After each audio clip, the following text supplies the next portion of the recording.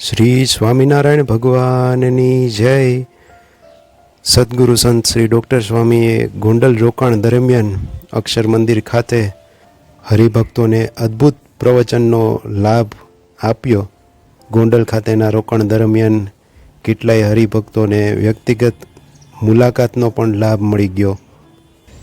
રોજ સવારે પ્રાતઃકથા દરમિયાન કેટલીક સુંદર વાતો હરિભક્તોને કરેલી, જેમાંના કેટલાક અંશો, કેટલીક વાતો જે મને યાદ છે, જે દરેકે જીવનમાં ઉતારવા જેવી ને જાણવા જેવી, એ હું તમારી સાથે શેર કરવા જઈ રહ્યો છું. તો આપ વિડીયો પૂરેપૂરો સાંભળજો અને આપણને જો આ ઓડિયો ક્લિપ સારી લાગે તો બીજાને પણ શેર કરી શકો છો. અને જો આમાં કોઈ ભૂલચૂક લાગે તો નાનો ભાઈ સમજી માફ કરવા વિનંતી. સૌપ્રથમ તો આરતી સમયે આપણે એકાગ્રતાથી, એક ચિત્તથી આરતીમાં દર્શન કરવા માટે જવું જોઈએ. એ દરમિયાન આપણી મનની સ્થિતિ એકદમ શાંત અને સ્થિર રહેવી જોઈએ, એકાગ્ર રહેવી જોઈએ. એના ઉપર ખાસ એમને ભાર મૂક્યો હતો. બને ત્યાં સુધી આરતી દરમિયાન મોબાઈલ સાયલેન્ટ રાખવો વધારે હિતાવહ છે. અને જો કોઈ અગત્યનો કોલ આવી જાય તો બહાર જઈને બીજા ભક્તોને વિક્ષેપ ન પડે એ રીતે વાતો કરી શકાય. કેમ કે આરતીમાં સાક્ષાત ભગવાન આપણી સામે પ્રગટ છે એવો ભાવ રાખીએ તો એમાં આપણું જ કલ્યાણ છે. એક સુંદર વાક્ય કે સુધારાને કોઈ સરહદ નથી અને પ્રગતિને કોઈ પૂર્ણ વિરામ નથી. આજથી ઘણા સમય પહેલાં જ્યારે લેન્ડલાઇન ફોન હતા ત્યારે કોઈ એવી કલ્પના પણ ના કરી હોય કે અત્યારે આપણે જે અહીંયા બેઠા બેઠા અમેરિકા બેઠેલા વ્યક્તિ સાથે બોલતા ચાલતા જોતા જોતા વાત કરી શકીએ. પણ હવે આપણે જાણીએ છીએ કે આ ટેકનોલોજી આપણી સમક્ષ છે અને આપણે એનો લાભ પણ લઈ રહ્યા છીએ. તો દરેક પોતપોતાના ફિલ્ડમાં, જે ફિલ્ડમાં હોય એમાં સતત સુધારા શું થઈ શકે એ વિશે સતત વિચારતા રહેવું જરૂરી છે. અને પોતાના ક્ષેત્રમાં પ્રગતિ કરવા માટે જે પ્રયત્ન કરવા પડતા હોય એ પ્રયત્ન કરતા રહેવા જોઈએ. અને સારું જ્યાંથી શીખવા મળે ત્યાંથી શીખવું અને અમલમાં મૂકવું. અને એક કહેવત છે કે 100 શિક્ષકોની ગરજ એક માતા સારે છે. એટલે જો માતા બાળકોને સારી રીતે સંસ્કાર આપે અને સારી રીતે એમનું ધ્યાન રાખે તો 100 શિક્ષક જેટલું કામ ન કરી શકે એટલું એક માતા કામ કરી શકે છે. અને અત્યારના જમાનામાં તો ખાસ માતા પિતાએ બાળકો ઉપર ધ્યાન રાખવું જરૂરી જ છે. નાના નાના બાળકો હવે મોબાઈલ વાપરતા થઈ ગયા છે, તો એના ઉપર ખાસ નિયંત્રણ રાખવા માટે એમને એક દ્રષ્ટાંત આપેલું કે એક કોમ્યુનિટીના લોકો છે, એમને નક્કી કરેલું છે કે 14 વર્ષ સુધીના બાળક જ્યાં સુધી ના થાય ત્યાં સુધી એમને પર્સનલી મોબાઈલ આપવો નહીં. જો કંઈ સારું બતાવવા જેવું હોય, પ્રેરણાદાયી હોય, એવું કાંઈ હોય તો માતા પિતા એમને બતાવે અને બાળકો જોવે. તો આ અમલમાં દરેકે મૂકવું જોઈએ.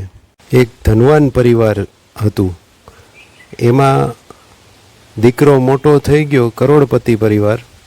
તો પોતાના પિતાને પોતાના ઘરથી બહાર કાઢી મૂક્યા, અલગ એક ફ્લેટ લઈ લીધો, ત્યાં રહેવાનું ને અલગથી એનો જે મહિના દરમિયાનનો જે ખર્ચો હોય એ ખર્ચો આપી દેવાનો ને એવી રીતે અલગ વ્યવસ્થા કરી. પણ જ્યારે એનો જ દીકરો મોટો થયો તો એને પણ પોતાના પિતાને આવી રીતે ઘરથી બહાર કાઢી મૂક્યા. આ બનેલી ઘટના છે અને આવી તો કેટલી ઘટનાઓ બનતી હોય છે રોજબરોજ. બાળકો આપણે જે કહી એના કરતાં કરીએ ને એમ એ કરવા પ્રેરાય છે, કહેવાનો મતલબ એ.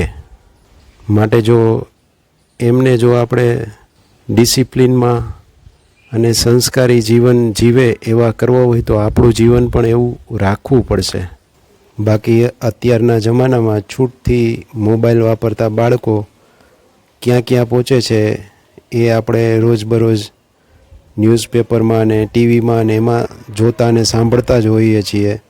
ન કરવાના કામ જે મોટા મોટા થઈને કરતા પહેલાં એ બધા નાના નાના બાળકો એવી ન કરવા જેવી લતમાં લાગી જાય છે. તો એનાથી બચવા માટે આ ખાસ જરૂરી છે.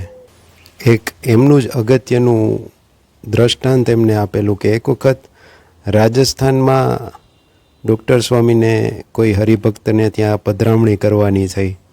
એટલે ત્યાં પછી થાળ જમવા બેઠા હતા ત્યારે એક ભાઈ હતા, એ હરિભક્તની ઘરે જમતા હતા. એ જમવા તો ડૉક્ટર સ્વામી કહે કે એના હાથમાં એક પણ બગડેલો નહોતો, એનો હાથ આખો સાફ હતો. એકાદો ચોખાનો દાણો જે હોય એ ચોટેલો હતો, તો એ પણ સાફ કરી ગયા. અને છેલ્લે જે થાળી હોય એમાં પાણી નાખીને એ પણ પી ગયા. એટલે પછી એ ડૉક્ટર સ્વામીએ જેમની ઘરે પધરામણી કરેલી હતી એમને પૂછ્યું કે આ ભાઈ કોણ છે? એટલે એ ભાઈએ કીધું કે આ તો કરોડપતિ છે. એટલે એ શીખવા જેવી વાત હતી કે કરોડપતિ હોવા છતાં પણ બગાડ ન થાય એવું એનું કેટલું ધ્યાન રાખે છે. ભગવાનની કૃપા હોય ને આપણને ભલે ઘણું બધું આપેલું હોય પણ વિવેકપૂર્વક એનો જરૂરિયાતપૂર્વક ઉપયોગ કરવો એ હિતાવહ છે.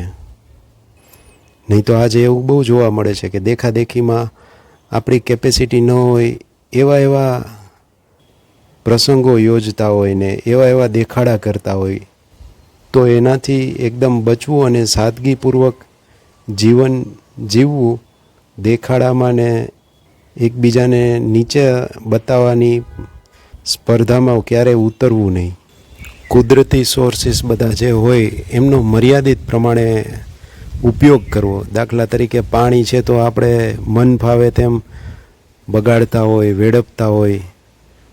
તો અહીંયા તો ભારતમાં તો હજી એટલું બધું ખાસ એનું બિલ કે એવું આવતું નથી, પણ જો જે લોકો ફોરેનમાં રહેતા હોય એ લોકોને તો ખ્યાલ જ હોય કે પાણી આવે એનું પણ બિલ ભરવાનું ને પાણી તમારું જાય એનું પણ બિલ ભરવાનું.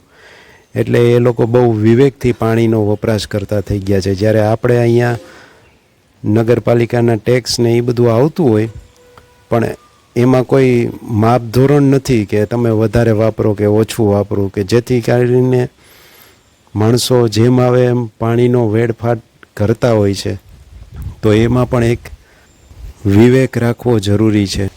પછી એક વખત ડૉક્ટર સ્વામી ફોરેનમાં ગયા હશે અને ત્યાં કોઈ જગ્યાએ લાંબુ ટ્રાવેલિંગ કરીને જવાનું હશે.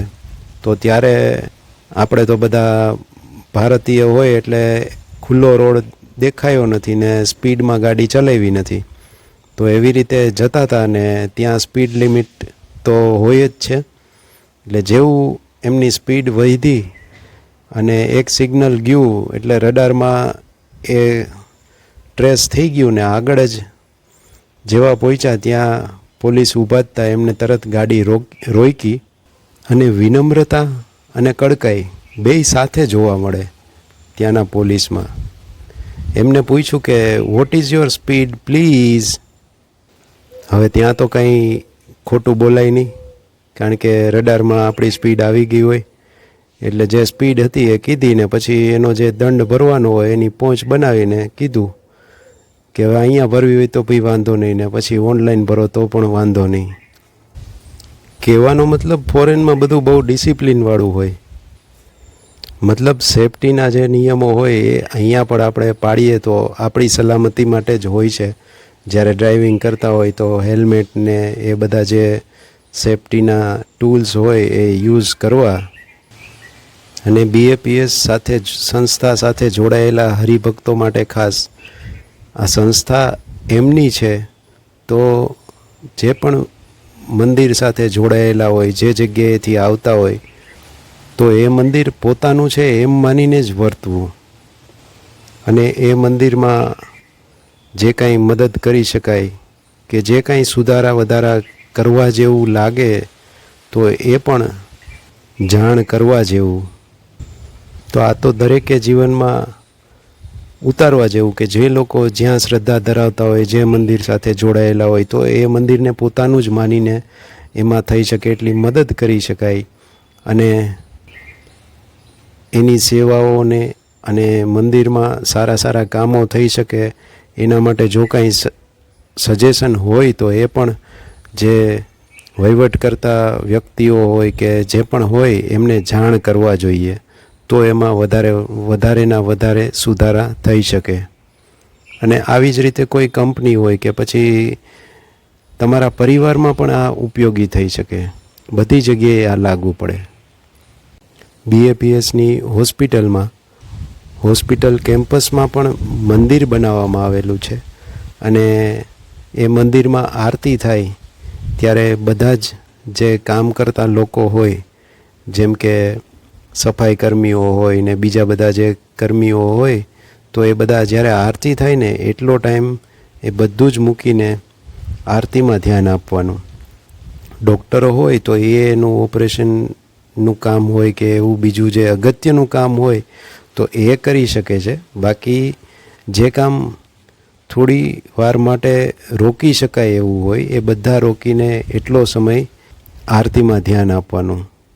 આ ઉપરાંત ઘણી હોસ્પિટલોમાં તો અલગ અલગ સંપ્રદાય સાથે સારવાર માટે આવતા હોય ત્યારે તો જેમનો જે ધર્મ હોય, સંપ્રદાય જે સાથે જોડાયેલા હોય એ મુજબ એમને સંબોધન કરે. સિક્યુરિટીથી લઈને રિસેપ્શન સુધી તો બીજાના સંપ્રદાયનો અને બીજા લોકોને એક આદર આપે, એનાથી પણ એક હકારાત્મક વાતાવરણ સર્જાય અને સામેવાળા વ્યક્તિને પણ એક સારો ભાવ જાગે સંસ્થા પ્રત્યે અને ત્યાં કામ કરતા વ્યક્તિઓ પ્રત્યે. અને આ વાત તો લગભગ દરેકે જીવનમાં અપનાવવા જેવી. પોતાના ક્ષેત્રમાં જ્યાં પણ કામ કરતા હોય ત્યાં આ વાત અપનાવે તો જરૂરથી એનો ફાયદો થાય. તો આ રીતે ગોંડલ રોકાણ દરમિયાન હરિભક્તોને ઘણા બધા મોટિવેશન માટેના આ રીતના પ્રવચનો થયા. એમાંથી મને જે થોડું યાદ રહ્યું અને સારી સારી વાતો જે બધી યાદ રહી એ મેં તમારી સાથે શેર કરેલી છે. જો તમને સારી લાગી હોય તો એક લાઈક કરી શકો છો. અને આ વાતો ફક્ત સ્વામિનારાયણ સંપ્રદાયના લોકો માટે જ કામની છે એવું નથી. કોઈ પણ વ્યક્તિ સાંભળે, એમના જીવનમાં ઉતારે, પછી એ કોઈ પણ સંસ્થા સાથે જોડાયેલો હોય કે કોઈ પણ કંપનીમાં કામ કરતો હોય તો એમને પણ આ ફાયદારૂપ થાય જ. આ બધા લોકોએ આ પૂરી વાતો સાંભળી એ બદલ આપ બધાનો ખૂબ ખૂબ આભાર. બધાને જય સ્વામિનારાયણ.